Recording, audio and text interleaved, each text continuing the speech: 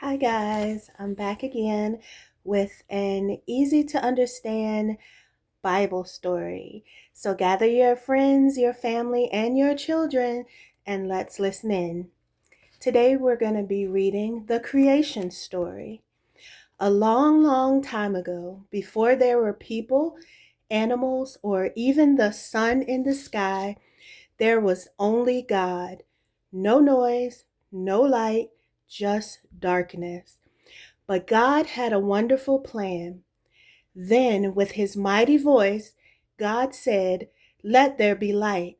And boom, light came rushing in, chasing away the darkness. God smiled and called it day and night. That was the very first day. On the second day, God stretched out the heavens like a big, beautiful blue blanket. He separated the waters, some above in the sky, we call it clouds, and some below. Now earth had a sky. On the third day, God said, "Let the waters gather together." The oceans rolled back and dry ground rose up. God made the land strong and seas splashy, but he wasn't done. With just a word, he made grass, flowers, trees of every kind, tall ones, small ones, some with juicy fruit and some with crunchy nuts. On the fourth day, God hung lights in the sky, the big bright sun to rule the day, the glowing moon for the night, and tiny twinkling stars scattered like glitter across the heavens. They would help people know time and seasons.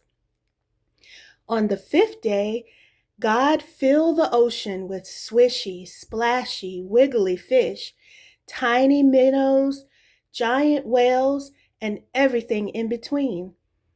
Then he made the skies dance with flapping birds, colorful parrots, soaring eagles, and little hummingbirds that zipped like tiny arrows. God said, "Be fruitful and multiply." And they did. On the sixth day, God spoke again. "Let the land produce living creatures." Suddenly, the earth rumbled as lions roared, cows mooed, rabbits hopped, and kangaroos bounced. Every creature had its place, but God saved his best creation for last. He said, "Let us make man in our image." From the dust of the ground, he carefully shaped the first man, Adam, and breathed his own breath into him.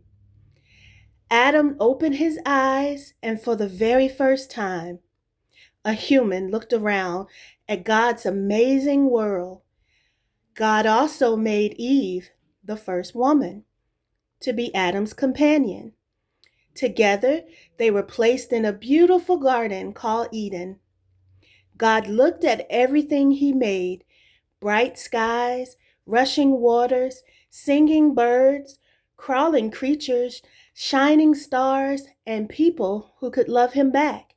And he said, "It is very good." On the seventh day, God rested, not because he was tired, but to set an example that rest is good and holy. And so, in just 6 days, God made the heavens and the earth, and on the seventh, he made it a day of rest. And that's the story of how the whole wide world began, spoken into existence by the powerful living voice of God. Like and subscribe. See ya. Join me next time.